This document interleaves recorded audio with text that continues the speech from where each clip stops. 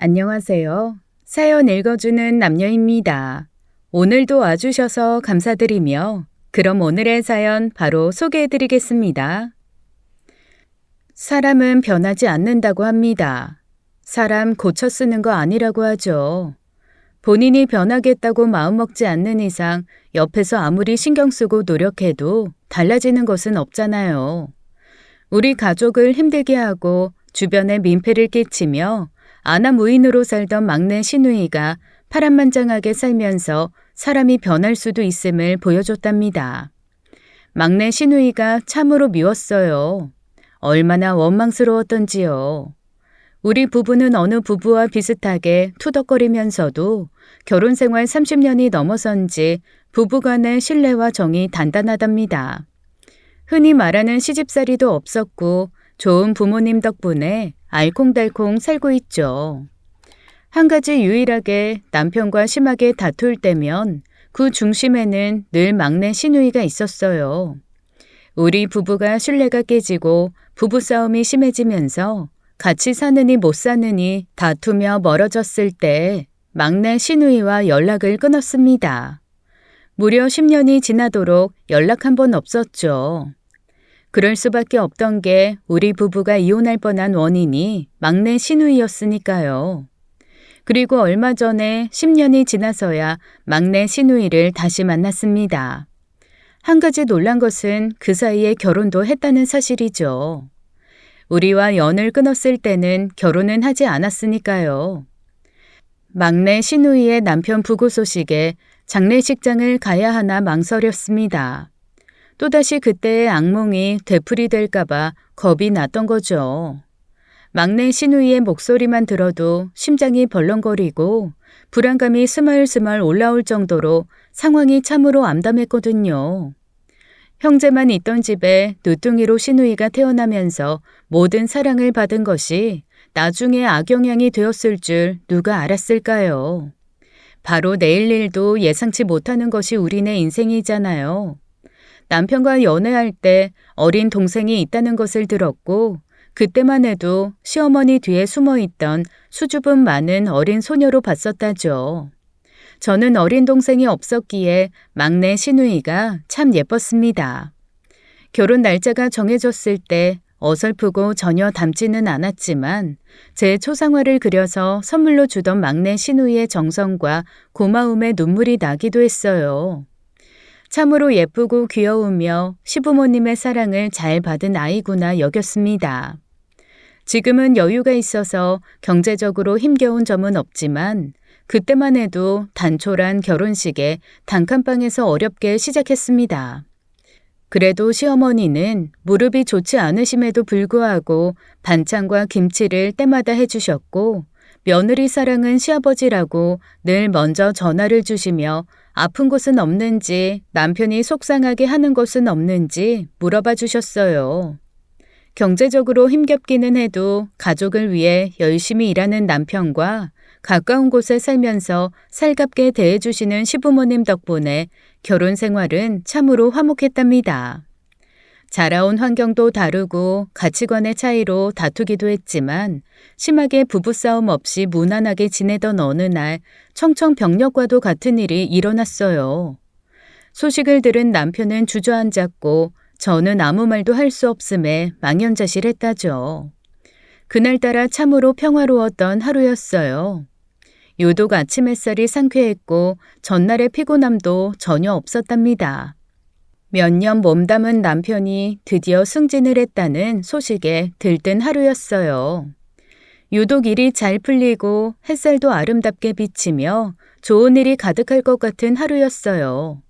반찬 투정 심한 둘째는 밥을 먹으면서 투정 한 번 없었고 한 번씩 이불에 쉬르라는 첫째도 개운하게 시작한 아침이었습니다.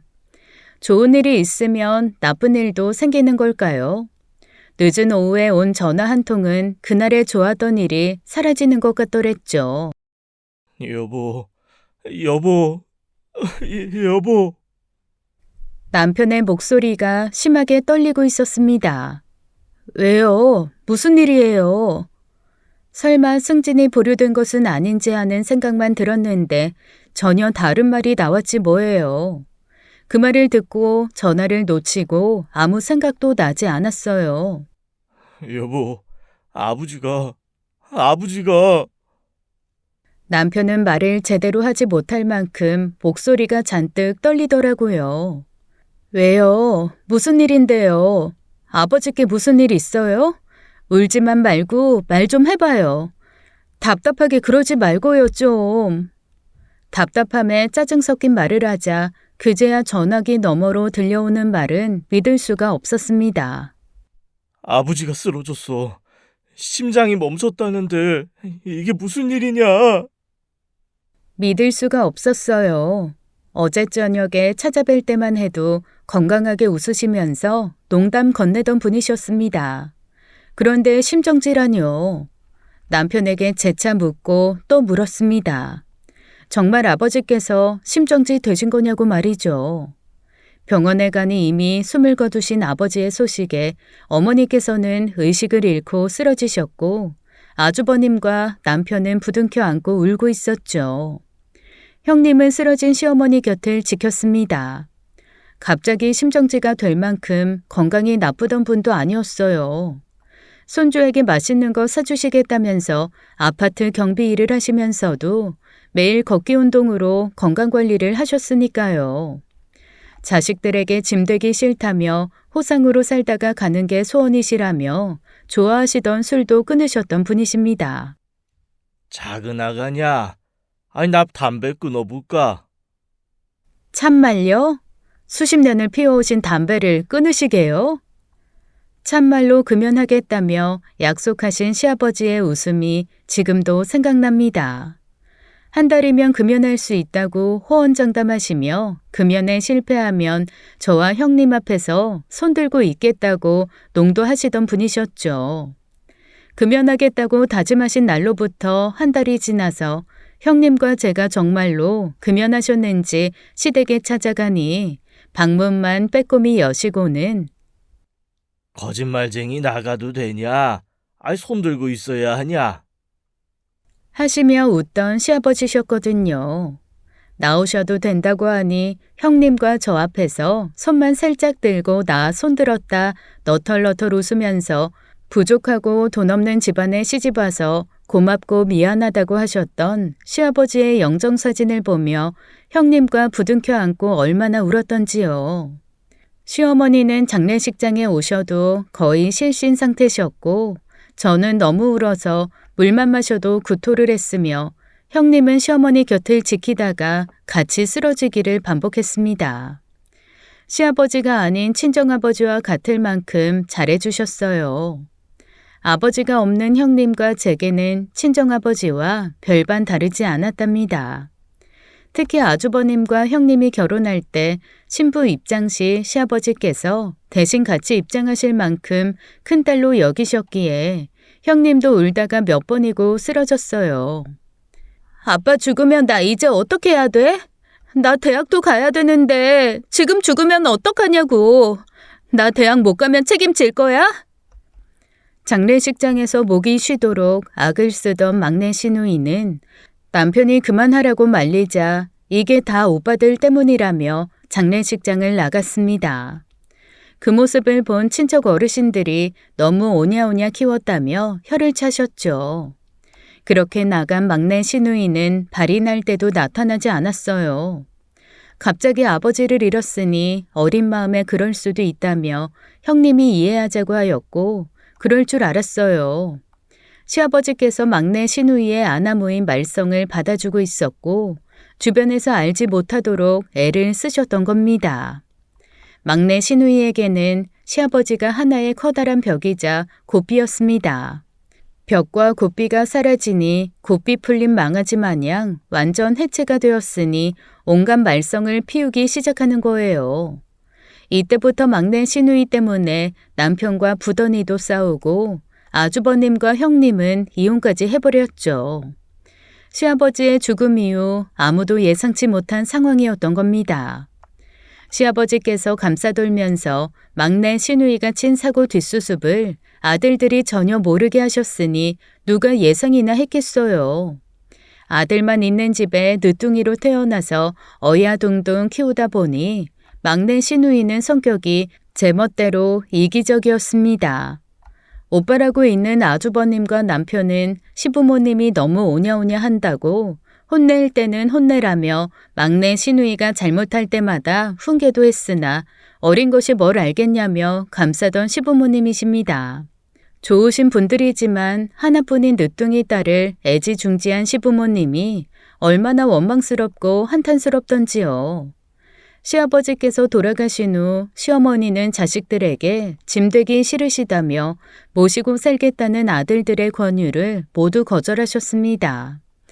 시어머니는 막내 시누이와 살게 되었고 생활비는 우리 집과 아주버님 댁에서 반씩 부담했죠.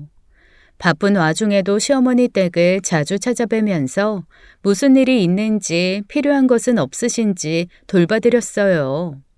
니들도 먹고 살기 힘든데 뭐 이리 자주 와. 너무 자주 와도 내가 불편하다. 그러니 일 있을 때나 오던지 해. 혹여나 불편할까, 일에 지장이 있을까, 경제적으로 여유도 없을 텐데 부담될까.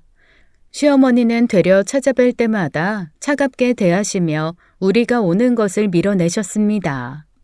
며느리라서 도리를 하고자 가는 것도 아니고 결혼한 지 몇 년 되지 않았어도 우리 두 아이도 이뻐하시고 여느 시부모님과는 다르게 시집살이 한 번 없이 사랑을 받았으니 돌려드리는 것인데도 말이죠.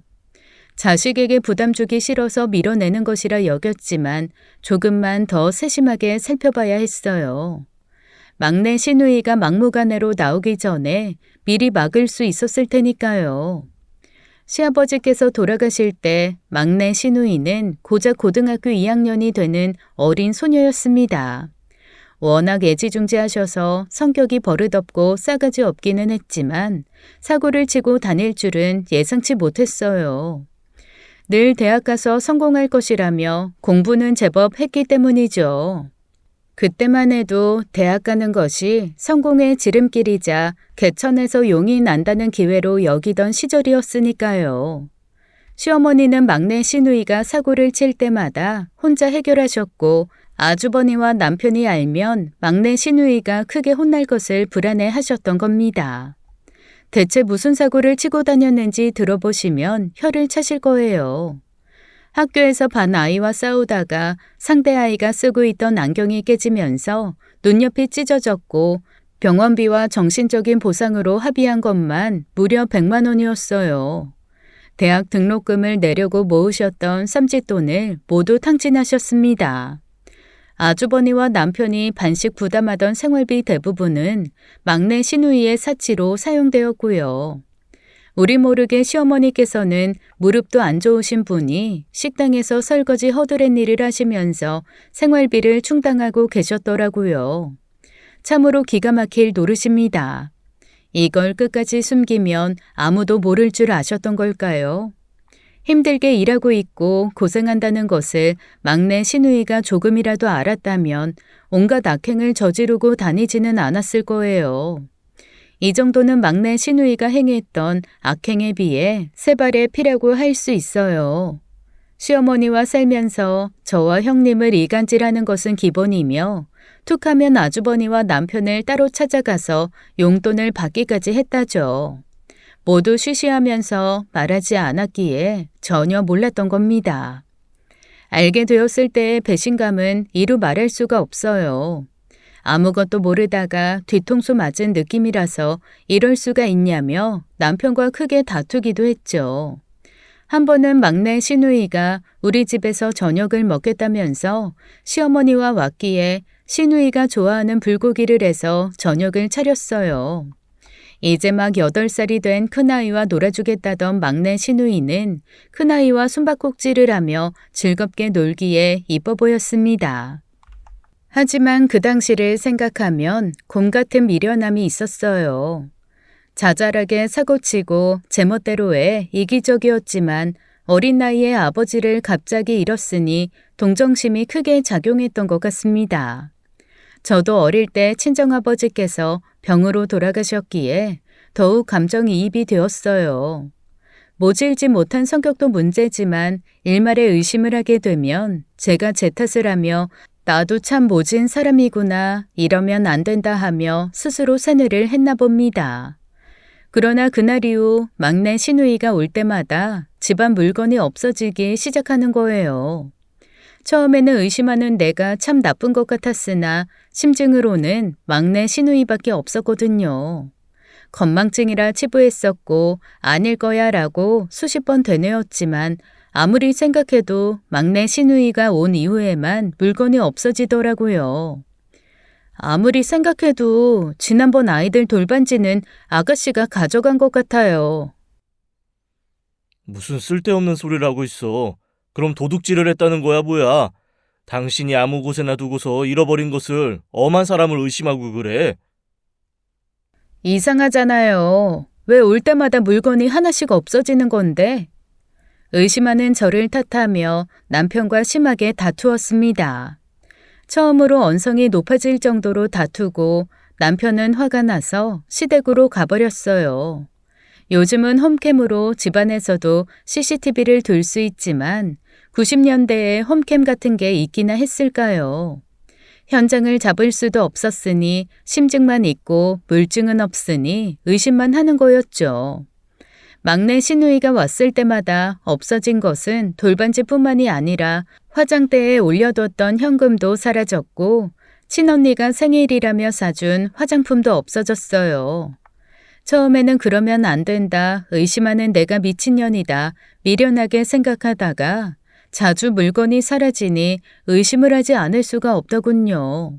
형님과 시어머니에게도 말하지 못하고 남편만 잡고 말하니 의심병이 생기는 거냐며 남편과 심하게 다투기만 했어요. 그 와중에 막내 시누이는 간호대학에 합격을 했습니다. 관심은 전혀 없었어요. 합격하든 말든 막내 시누이를 의심하는 이상한 년으로 되어버린 이유니까요. 참으로 막내 시누이가 미웠습니다. 형님에게도 말도 못하고 혼자 속으로 삭히면서 참으로 답답했어요. 풀 것도 없고 믿어주는 사람 하나 없었으며 남편은 내 편이 아니라 남의 편이라 무슨 말을 해도 결국에는 싸움밖에 되지 않으니 나만 참으면 되겠지 하고 넘겼습니다. 여우같이 못하고 멍청했죠. 그리고 사건은 터지고 말았어요. 2월쯤으로 아직 겨울의 입김이 채 없어지기 전이었고 2월달 치곤 유독 찬바람이 심하게 불던 날이었어요. 막내 시누이는 대학 등록금을 달라며 찾아왔고 저는 못 준다고 했습니다. 남편은 왜 못 주냐 했고 우리 먹고 살기도 힘들다고 했어요. 그러고도 당신이 언니야? 우리 집 며느리야? 내가 벌어온 곳이 얼만데 그 정도도 없어. 등록금 다 달라는 것도 아니잖아. 100만 원도 못 준다면 이 여편네가 돈 관리를 얼마나 그지같이 한 거야. 쓸데없이 뒤에서 꽁쳐두고 처가에 보낸 거 아니야? 남편 입에서 나온 말이라곤 믿기지 않을 만큼 험한 소리가 나왔고 저도 화가 나서 막내 시누이에게 큰 소리 쳤어요. 아가씨, 참으로 너무하네요. 아가씨가 올 때마다 돌반지에 화장품에 현금이고 뭐고 없어진 것도 화가 나 죽겠는데 어디 철판 깔고 등록금을 달라고 해요? 그리고 당신도 내가 어딜 봐서 사치하는 걸로 보여요. 내가 그 정도밖에 되지 않는 사람이에요? 나 절대 못 줍니다. 그놈의 등록금 우리 애들 보내는데 쓸 거예요. 당신 미쳤어? 할 말 못할 말이 있지. 그게 지금 말이라고 짓거려? 이 여편네가 돈 주기 싫으면 싫은 거지. 왜 엄한 애를 도둑년으로 몰고 지랄이야? 내가 틀린 말 했어요? 맞는 말이잖아요. 왜? 팔이 안으로 굽으니까 마누라는 눈에 뵈지도 않나 봐요? 그리고 뭐? 처가에 뒷돈을 줘? 퍽이나. 당신이 처가에 얼마나 신경 쓰고 한 게 뭐 있다고. 남편과 언성이 점점 높아지자 막내 시누이는 갑자기 윗옷을 벗는 겁니다. 다투던 우리 부부는 막내 시누이의 행동을 보며 어안이 벙벙했고 막내 시누이는 그 사이에 반팔과 반바지만을 남기고 겉옷을 벗더니 그대로 나가버렸어요. 2월이면 여전히 하얀 입김에 두 손을 주머니에 넣고 종종 걸음으로 다니는 날씨인데 집 앞에서 등록금 준다고 할 때까지 버티는 겁니다. 남편은 주고 싶어서 그러냐며 집으로 끌어오려고 했으나 막내 시누이는 요지부동으로 움직이지 않았고 눈에는 잔뜩 도끼가 서렸어요. 절대 물러서지 않겠다는 고집으로 가득한 모습에 치가 떨리더라고요. 3시간 정도 지났을 때 도저히 마음이 편치 않아서 제가 두 손을 들었습니다. 현 상황을 아주버니와 시어머니께도 말씀드리고 막내 시누이를 집으로 끌고 들어와야 했어요. 왜 하필 우리 집에서 이러는지 원망스럽기까지 했는데 어이가 없어서 말이 나오지 않는 것이 나중에 형님이 말해줘서 알게 됐는데 아주버니 집에서도 똑같이 그렇게 했답니다. 일부러 추운 날에 가서 반팔에 반바지 입고 집 앞에서 버티고서 등록금을 받았다고 하네요. 독한 년이야. 세상 독한 년이야. 어떻게 부모님에게서 그런 애가 나왔을까요? 형님과 둘이서 혀를 차고 기가 막혀 할 때 사건이 터졌어요. 형님이 자녀 대학 등록금으로 적금을 들고 있던 통장을 막내 시누이가 훔쳐서 들고 사라진 겁니다. 지금은 가족이어도 인감이나 양도 등 하지 않는 이상 본인이 아니면 적금 통장에 있는 돈을 찾을 수 없겠지만요. 금융실명제가 실시되기 전인 92년쯤이었으니 본인이 아니어도 비밀번호만 알면 쉽게 돈을 찾을 수 있을 때였습니다. 그렇게 막내 시누이는 200만 원이나 되는 돈을 훔치고 사라진 거예요. 대학도 휴학을 한 상태에서 알고 보니 남자에게 미쳐서 돈을 훔치고 남자와 달아났던 거예요. 심지어 그 남자 사이에서 임신을 했고 돈을 훔친 목적 중에는 낙태 수술비를 마련하기 위함도 있었더군요. 정말이지 충격적이지 않을 수가 없었어요. 아무리 철이 없고 어리다고 해도 자기 몸을 함부로 굴릴 수가 있을까요? 아예 생각 자체를 안 하고 오늘만 살자 같았어요. 형님은 경찰에 신고하겠다고 하고 아주버님은 막내 시누이 찾아서 설득해보겠다며 두 분이 심하게 다투었고 형님이 친정으로 가시면서 별거하게 되었어요. 아주버님은 막내 시누이를 찾아보겠다며 나가시다가 음주운전 차량에 치여 평생 불구가 되셨죠. 시어머니는 그 충격에 화병으로 쓰러지시고 몇 달 고생만 하시다가 돌아가셨어요. 아주버니께서 교통사고를 당했을 때도 안 오던 막내 시누는 시어머니 장례식에 찾아왔습니다.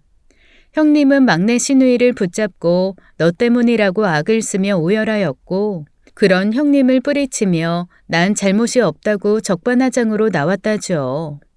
시어머니께서 돌아가신 것도 막내 시누이 때문에 화병으로 알아누우신 건데 모든 탓을 우리에게 덮어씌우지 않겠어요. 장례식장에 있는 과일 깎는 과도를 어디서 가져왔는지 내가 죽어야 끝나지, 내가 죽어야 끝나! 손목에 대며 악에 받쳐 소리쳤고 남편이 겨우 말리면서 일단락 되는 듯 했죠. 팔은 안으로 굽는다고 아주버니와 남편은 막내 시누이를 안타까워했습니다. 너 때문에 어머니 돌아가시고 내 남편은 불구가 되었다고 외치는 형님의 뺨을 아주버님께서 후려치면서 어머니 장례식장에서 뭐 하는 거냐고 성을 내더군요. 형님은 더는 못 살겠다며 이혼하자고 으름장을 놓았고 네가 미쳐도 단단히 미쳤구나. 어머니 돌아가시니 눈에 뵈는 게 없냐? 병신된 네 남편이 우스워. 네 같은 년 없어도 되니 썩 꺼져. 형님은 가슴을 치며 오열을 하셨고 친척 어르신들은 며느리가 잘못 들어왔다며 혀를 차시며 형님을 탓했어요. 전 말리고 싶었지만 남편이 제 팔을 꽉 잡고 있어서 아무것도 하지 못했습니다. 무조건 모른 척 가만히 있으라는 말에 제 속만 답답해질 뿐이었죠. 그리고 얼마 지나지 않아 형님은 이혼하셨어요. 자녀들도 형님을 따라가서 아주버님은 혼자가 되셨어요. 남편은 간간히 아주버님을 찾아갔지만 저는 내키지 않아서 안 찾아갔습니다. 막내 시누이만 아니라면 남편과 크게 다툴 일은 없었기에 간간히 반찬만 해드렸어요. 제가 할 수 있는 최선이었으니까요. 시부모님 제사도 우리 집에서 매년 해왔습니다. 다리가 불편하신 아주버님 댁에서 하는 것도 부담이고 맘 편하게 제가 모시고 싶었거든요. 막내 시누이는 제사 때는 전혀 보이지 않다가 돈이 필요할 때만 찾아오더군요. 휴학하던 대학에 복학했을 때도 등록금은 우리 가족의 몫이었고 그때마다 남편과 심하게 다투었어요. 대학을 졸업하고 간호사가 아닌 일반 회사에 취직하더니 한동안 조용하더이다. 찾아오는 일도 없었고 연락도 거의 하지 않았죠. 1999년 밀레니엄 버그로 한창 시끄러울 때 막내 시누이가 2년 만에 찾아왔어요. 회사 말단 직원의 급여로는 도저히 살 수 없는 고가의 명품으로 치장하고 오더니 저 몰래 남편에게 보증을 서달라고 부탁했더군요. 1999년에서 2000년으로 넘어갈 때 금융권에서 무슨 오류로 인해 대출 리스트가 사라진다며 이럴 때 거금을 쥐어야 한다며 꼬드겼다죠. 회사에서 실력과 능력을 인정받는 남편이기에 이런 말도 안 되는 거짓말에 속을까 싶었는데 설마가 사람을 잡았어요. 다른 사람 말이었으면 남편도 강하게 거절했을 겁니다. 어이없는 거짓말에 속을 사람은 전혀 아니니까요. 회사 상사가 보증서 달라는 것도 거절할 정도로 이성적일 땐 냉정하거든요. 하지만 막내 시누이는 혈연이라서 그대로 믿어줍디다. 보증이 한두 푼도 아니고 무려 2천만 원이었어요. 97년도에 있던 IMF로 인해 아직도 여파가 크게 남아있는데 2천만 원이라뇨. 99년에는 최저시급이 1,525원이었으니 2천만 원이면 얼마나 큰 돈인지 알 수 있죠. 그런데 덥석 보증을 서주다뇨. 이 어이없는 사연을 듣고 계신 분들도 기가 막히는데 저는 어땠을까요? 피가 거꾸로 치솟고 밀레니엄과 전혀 상관없이 보증은 우리 가족의 몫이 되었어요. 남편과 더 이상 살기 싫었고 이혼하자고 했습니다. 막내 시누이만 아니면 다툴 일이 전혀 없다지만 더 이상 살고 싶지 않았어요. 짐을 챙기고 친정으로 들어가 버렸죠. 남편이 친정으로 찾아와도 만나주지도 않았고 연락도 모두 피했어요. 나도 마음 편하게 살고 싶었고 그 집구석 일에는 관여하고 싶지도 않았죠. 그러나 엄마로서 모성은 아무리 애를 써도 모른 척 할 수가 없더군요. 남편이 왜 막내 시누이 앞에서는 이성적이지 못한 것인지 어느 정도 이해가 갔을 정도니까요. 아이들이 저를 찾고 친정에도 찾아와서 엄마하고 우는데 독하게 먹고 나온 마음이 사르륵 녹아내리더군요. 엄마가 힘들게 산 것도 알고 마음이 많이 상한 것도 알아. 하지만 우리가 있잖아. 엄마가 없으니까 힘들다. 아빠는 몰라도 우리는 엄마가 있어야 돼. 엄마 보고 싶어. 엄마 그냥 오면 안 돼? 자녀의 울음 앞에선 장사 없다죠. 한 달 정도 지나서야 아이들 때문에 다시 집으로 돌아갔습니다. 집에 가니 제가 없는 사이 참으로 엉망이 되었더군요. 아이들은 인스턴트 음식만 먹었고 청소도 빨래도 제대로 되어 있지도 않았으니 아무리 남편이 미워도 제 손길이 여전히 필요하더군요. 저도 혈연 일이라면 물불 안 가리고 나섰을 거다 하고 남편을 이해해보기로 했어요. 당신이 착각하지 말았으면 좋겠어요. 당신을 이해해보겠지만 마음은 여전히 닫혀 있어요. 더 이상 아가씨 일로 나 힘들게 하지 말아요. 한 번은 이대로 넘어가도 두 번은 절대로 받아주지 않아요. 남편은 어떠한 말도 없었고 꼭 필요한 일이 아니고서야 부부간의 대화는 전혀 없었죠. 딱 자녀 때문에 어쩔 수 없이 사는 부부처럼 지냈어요. 누가 좋고 싫고도 아니고 아빠와 엄마로만 역할을 다했을 뿐입니다. 아주버님이 드실 반찬은 매주 해서 남편 편으로 보낸 것은 시부모님과 형님에 대한 보답이라 여기고 도리만 하였습니다. 그 뒤로 별다른 일이 없어 그냥저냥 지냈어요. 늘 이대로만 같아라 여기며 혹시나 하는 마음의 불안함도 같이 가지고 있었어요.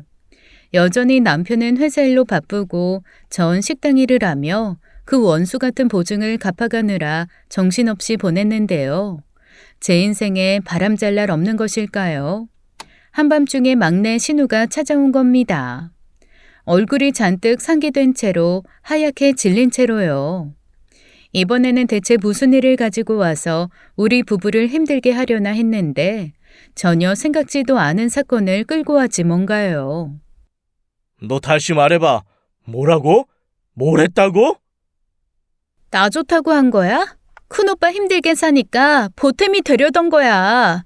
남들도 다 아는 건데 재수없게 내가 걸린 거라고. 그러니 잠깐이면 되거든. 맙소사.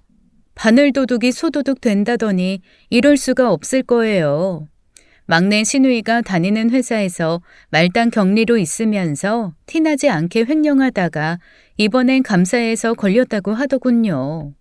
우리 집에서 돌반지고 화장품이고 훔쳐가던 것이 이렇게 커질 줄이야. 그제서야 남편도 막내 신우가 우리 집에서도 자주 도둑질을 한 것을 믿었고 깊게 한숨을 쉬며 차마 저를 쳐다보지도 못하더군요. 그리고 남편은 이게 사실인지 믿고 싶지 않아서 재차 물었고 막내 신우의 이름을 크게 한번 부르더니 경찰에 신고할 테니 자수하라고 하더라고요. 무슨 자수야? 내 이름에 빨간 줄 그을 일 있어? 오빠가 이러면 안 되지. 엄마가 죽으면서 나 부탁한다고 했다면서. 끝까지 책임져야지. 야, 이 미친년아. 하다 도둑년을 감싸라고? 부모님이 저승에서 가슴을 치고 있겠다.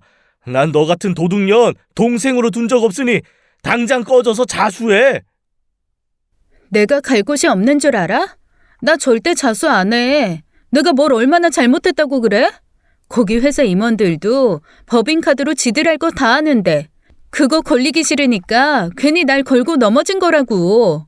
남들 다 아는 거 나도 한 건데 내가 왜 자수를 해야 되냐고. 뚫린 입이라고 말하는 꼬락서니 보니 내가 도둑년을 키웠어 아주. 내가 여동생을 도둑년으로 키웠네. 부모님 볼 낯이 없다. 나가 이년아. 나가 되죠 이년아. 남편은 화가 머리끝까지 나서 막내 신우 머리채를 잡고 현관문 밖으로 끌고 가면서 내쫓았습니다.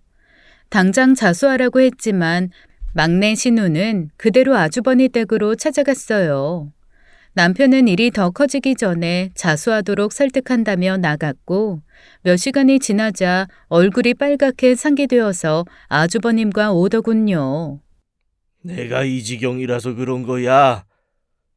오자마자 아주버님은 잔뜩 화가 난 남편을 달래느라 진땀을 빼었고 이게 넘어갈 일이야? 이게? 아우, 형은 진작 말했어야지. 도둑년을 키웠다고 형. 우리가 도둑년을 키웠어. 씩씩거리던 남편은 막내 신우이를 가만두지 않겠다며 몽둥이까지 챙기기에 놀란 저는 남편을 안으면서 화를 진정시키느라 정신이 없었어요. 아이들은 그런 남편의 모습을 보며 아빠 무섭다고 울었고 뒤늦게 찾아온 막내 신우이를 때리려 하기에 겨우 뜯어 말렸습니다. 너 같은 동생 둔 적 없어. 나가 이 미친년아. 한 번만 더 눈에 띄면 죽을 줄 알아. 그리고 형도 전혀 두둔하지 마.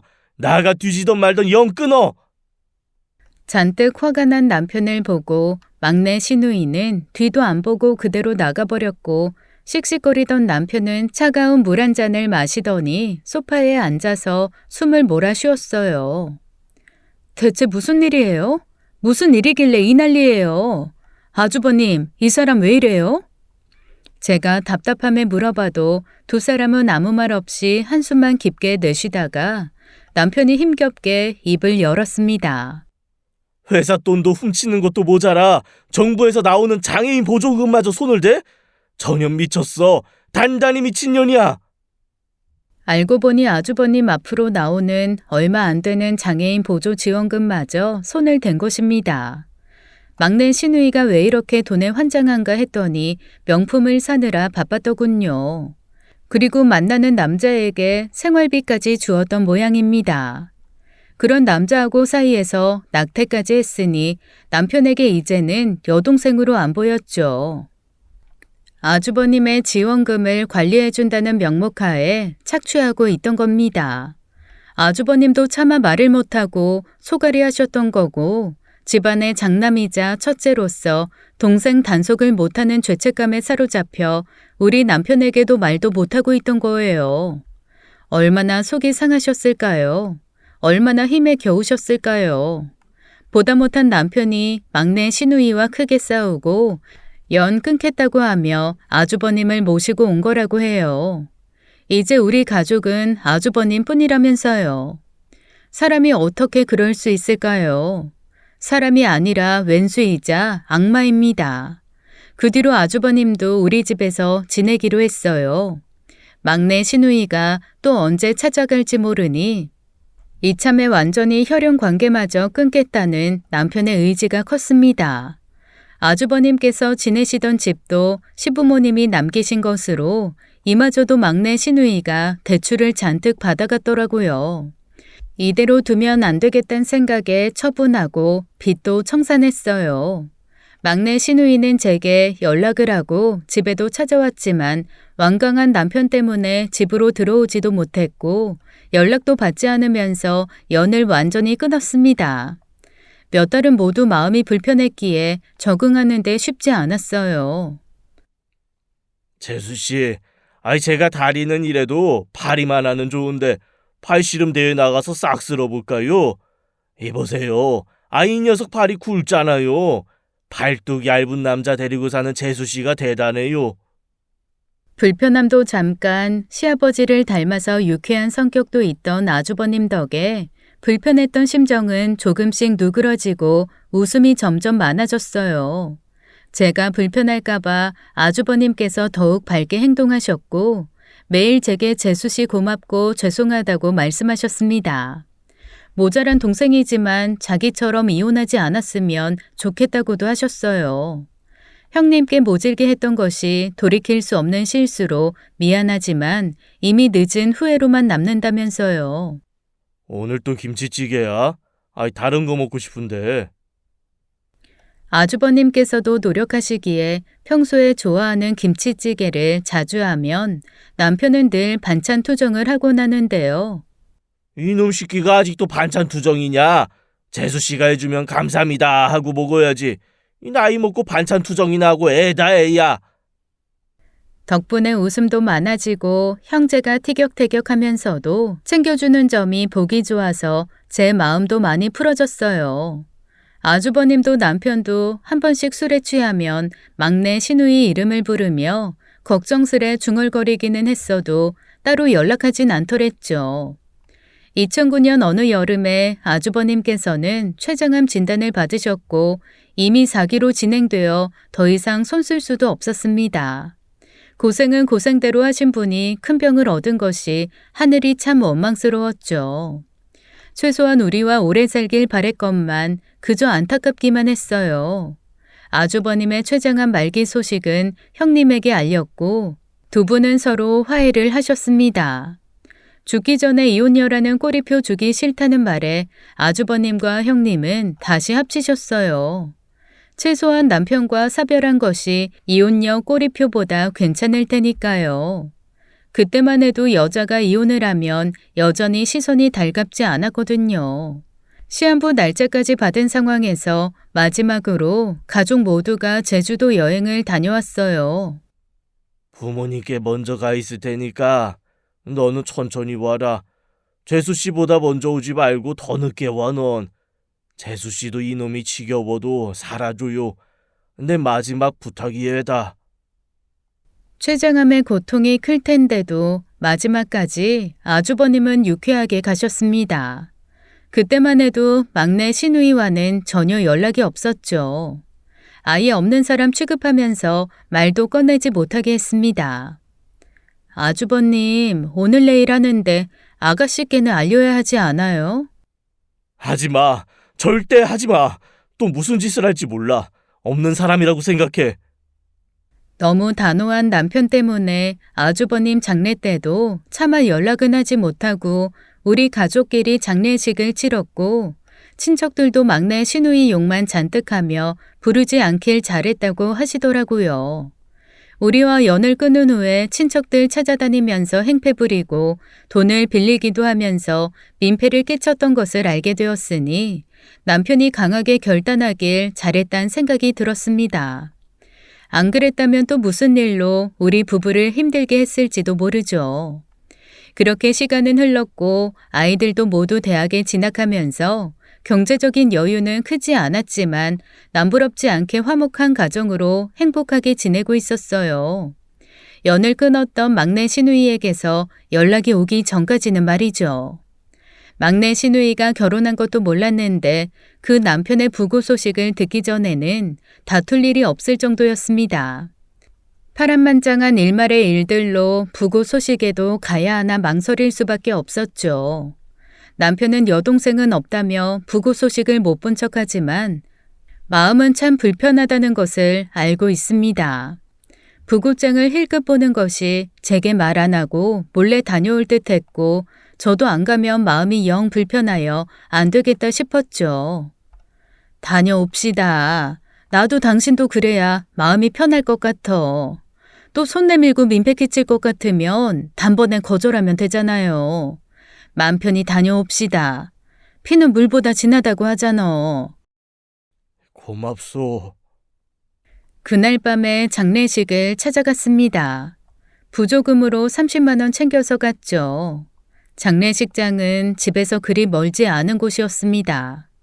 생각보다 막내 시누이는 가까운 곳에서 지내고 있었더군요. 장례식장은 썰렁하기 그지 없었어요. 친척들조차 발걸음하지 않았죠. 그도 그럴 것이 그 전에 행하던 민폐짓들이 있으니 어느 누가 좋은 마음으로 올까요? 사람 발길이 거의 없어서 을씨년스럽기까지 한 장례식장에는 막내 시누이만 덩그러니 있었습니다. 명품으로 치장하고 진한 화장에 염색도 하고 다니던 막내 시누이의 모습과는 전혀 다르게 초라하게 변해 있는 모습을 보고 얼마나 놀랐던지요.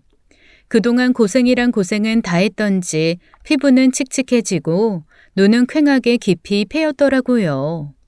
부조금을 받는 사람도 없고 방명록에는 우리 부부 외에는 몇 사람 이름만 있을 뿐이었습니다. 우리 부부를 본 막내 시누이는 자리에서 일어나지도 못하고 믿을 수 없다는 눈빛으로 쳐다보기만 하더군요. 조용히 막내 시누이 손을 잡았어요. 막내 시누이는 아무런 말도 없이 울기만 하더군요. 죄송해요. 죄송해요. 너무 죄송합니다. 죄송하다고 반복하는 막내 시누이를 보며 남편도 착잡했던지 애먼 천장만 쳐다만 봤죠. 한참을 그렇게 있던 막내 시누이는 와줘서 너무 고맙다면서 육개장이라도 먹고 가라고 말하더군요. 거절할 수 없어서 자리에 앉으니 막내 시누이는 빈속인지 모르지만 소주를 연이어 말없이 마시기만 합니다. 우리 부부도 아무런 말도 없이 먹는 둥 마는 둥 하다가 그동안 어떻게 지냈어요? 잘 지낸 거죠? 결혼은 언제 한 거예요? 하나씩 물어보니 막내 시누이는 소주잔을 내려놓고 눈물만 흘렸습니다. 뭐에 그리 한이 맺혔는지 가슴을 움켜쥐고 끄끄 거리더군요. 더 이상 무엇을 물어볼 수 있을까요? 얼마나 있었는지 모르지만 우리가 있는 동안에 조문 오는 이는 아무도 없었습니다. 아무리 사람 인연 박복하다 해도 이 정도로 없을까 싶더군요.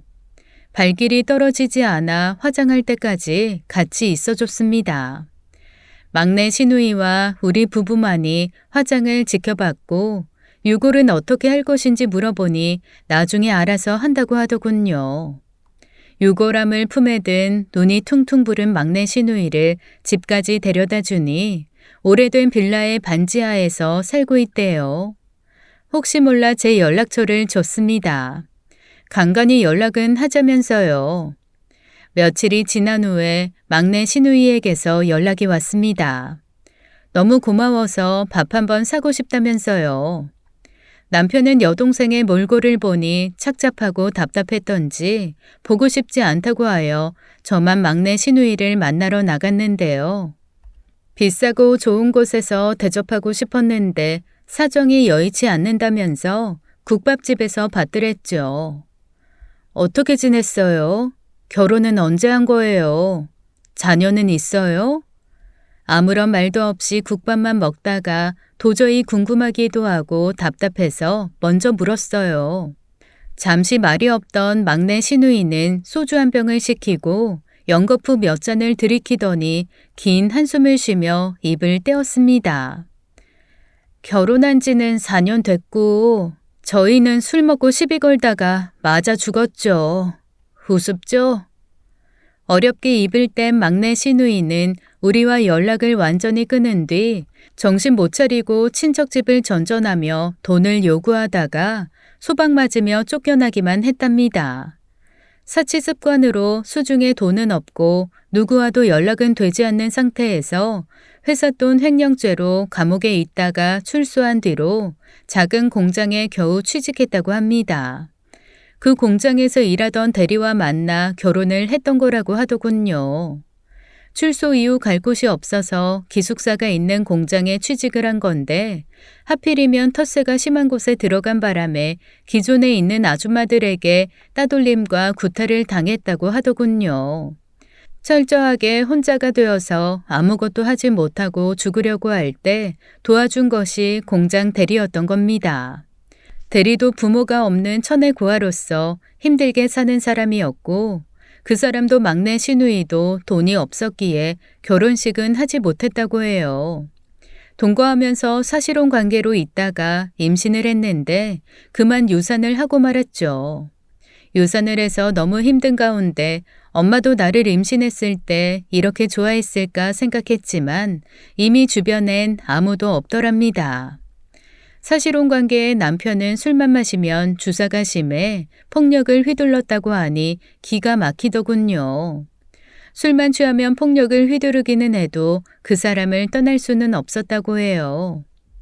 아니 맞고 살 거면 차라리 헤어지지 그랬어요. 왜 맞고만 있었어요? 폭력은 정당화될 수 없고 용납할 수 없음에도 저도 모르게 막내 시누이를 탓해버렸습니다. 어쩌면 그동안 우리 부부에게 행했던 악행에 대한 대가가 아닌가 하고 생각했던 것일지도요. 그 사람마저 떠나면 제게 아무도 없다고 생각했거든요. 큰오빠는 그렇게 가고 내가 무슨 명목으로 작은 오빠랑 언니를 찾아가겠어요. 그 사람 아니면 진짜 혼자가 되는 것 같아서 놓지도 못하고 있던 거죠. 술만 안 마시면 세상 다정한 사람이라서 심기만 불편하게 하지 않으면 됐으니까요. 덤덤히 말하는 막내 시누이는 소주 한 잔을 더 들이키고는 눈물을 닦았습니다. 그 사람을 많이 사랑했느냐는 질문에 말없이 고개만 끄덕였죠. 심적으로 얼마나 힘들고 외로웠을지 감이 잡히지 않았어요. 위로의 말도 떠오르지 않아서 막내 시누이 손만 잡아주니 그전에는 그저 차갑기만 하던 손이 참 따뜻해졌습니다. 그전에는 언니 손이 이렇게 따뜻했을 텐데 왜 그걸 몰랐을까요? 자신의 행동이 너무 죄송하다고 계속 말합니다. 정말 철이 없었다고 해요. 부모님이 애지중지했어도 그만큼 사랑을 받았으면 보답할 줄도 알아야 했는데 받을 줄만 알고 줄 줄은 모르는 철부지 시절이 너무 후회되어서 죽고 싶을 때도 있었다고 했다죠. 기고만장하게 살던 사람이 변한 모습을 보니 안타까웠어요. 오빠한테는 내가 잘 말해볼 테니까 나중에 같이 밥 먹어요. 아니에요. 그러지 마세요. 저 같은 거 보고 싶기나 하겠어요? 사람 마음은 모르는 거예요. 아가씨가 마음 다 잡고 살고 있는 거 보여주면 오빠도 다쳤던 마음 열릴 수도 있어요. 고마워요, 언니. 막내 시누이는 감옥에 있으면서 많은 고초를 겪었고 후회도 많이 했다고 합니다. 회개를 하고 잘못을 뉘우친 것은 교도소에 매주 찾아가는 종교의 영향도 있기는 했지만 지금도 후회를 하고 죄를 뉘우쳐야 한다며 성실하게 살려고 노력하고 있더군요. 막내 시누이와 헤어지고 남편에게 만나서 밥을 먹었다고 하니 더 이상 말하지 말랍디다. 속은 그게 아니면서 어떻게 살았는지 궁금해 할 거면서 아닌 척 하기는요. 부모님 뵈러 갈까? 막내 시누이를 만난 지 한 일주일 정도 지났을까요? 주말에 부모님 묘를 찾아가자고 하더군요. 남편이 이렇게 말하는 거라면 심경이 상당히 복잡하다는 겁니다. 생각이 복잡하고 마음이 답답할 때면 남편은 저와 함께 부모님 묘를 찾아가곤 하거든요. 무엇 때문에 마음이 어지러운지 알기 때문에 군말 없이 따라 나섰습니다. 묘 근처로 갈 때까지 아무런 말도 없던 우리 부부는 부모님 묘 앞에서 놀랄 수밖에 없었어요. 남편은 주저앉아서 하염없이 울기만 했습니다. 부모님 묘 앞에는 막내 시누이가 놓고 간 국화꽃이 있었어요. 꽃다발에는 작은 손편지가 있었고 남편이 보지 않으려 했기에 제가 대신 읽어드렸죠. 막내 시누이의 편지는 길지 않았지만 진심이 묻어났답니다. 편지 내용은 다음과 같았어요. 엄마, 아빠, 죄송해요. 못난 딸이라서 죄송해요. 왜 몰랐을까요? 한없이 주는 사랑을 철없던 전 망나니처럼 당연하게 생각했어요. 한때는 크게 혼내지 않는 엄마 아빠가 원망스러웠어요. 크게 관심이 없는 줄 알았거든요. 참으로 멍청했던 거죠. 날 두둔한 것도 사랑이었음을 바보같이 이제 알았어요.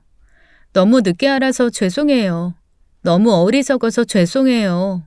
비록 천국엔 못 가지만 꼭 말하고 싶어요. 죄송해요. 보고 싶어요. 점점 읽어가던 저도 눈물이 났고 남편은 크게 울며 가슴을 쳤습니다. 전 남편을 안아주며 등을 토닥였어요. 그 외에는 아무것도 해줄 수 있는 것이 없었거든요.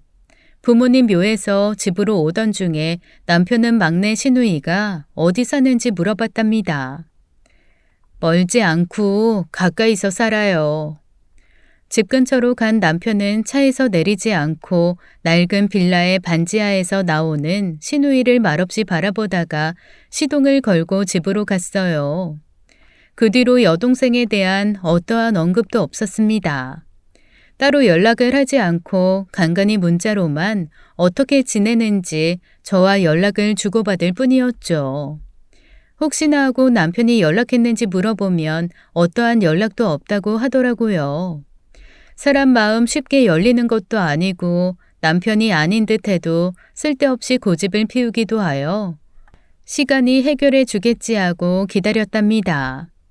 그리고 추석이 다가왔고 시부모님과 아주버님 제사를 준비하고 있었어요. 시부모님은 시집살이도 모를 만큼 사랑을 듬뿍 받았기에 당연히 제사는 제가 하고 싶었고 형님은 자녀도 있고 나이가 창창하니 저와 남편의 권유로 좋은 분을 만나 재혼하셨어요. 행복하게 잘 살고 계시기에 아주버님 제사도 제가 같이 하기로 한 거죠. 그렇다고 제사가 힘들거나 하지는 않았어요. 억지로 하는 것도 아니고 제가 원해서 하는 거니까요. 무엇보다 아주버님은 췌장암으로 가시기 전까지 제 편을 들어주면서 늘 웃는 모습으로 재미있는 농도하시면서 저 불편할까봐 신경 많이 쓰시던 분입니다. 그런 마음을 잘 알고 있는데 어떻게 제사를 지내지 않을 수 있을까요? 크고 화려하게 하고 싶은 마음이지만 경제적인 여건에 맞춰야 하기 때문에 주로 간소하게 하는 편입니다. 평소처럼 제사 준비를 하고 남편은 전을 부치고 있는데 넌지시 말을 꺼내더라고요. 나 뭐 하나 부탁해도 될까? 아가씨 부를까요? 아가씨 부르자고 하면 될 걸 왜 이리 뜸을 들여요? 당신 아무리 아니라고 해도 내 손바닥 위야. 너스레를 떨면서 말하니 남편은 말없이 고개만 끄덕이며 전을 부치는데 열중했습니다. 다른 사람은 몰라도 제가 남편 마음을 알아줘야죠. 전을 부치는 남편에게 휴지를 건네주었습니다. 전에 눈물 들어가면 짜요. 제사 음식인데 짜면 안 돼요. 허탈하게 웃는 남편은 안경 너머로 비친 눈물을 닦았습니다. 저녁쯤 되어서 막내 시누이가 왔고 오랜만에 만난 남매는 아무런 말 없이 가만히 있었어요.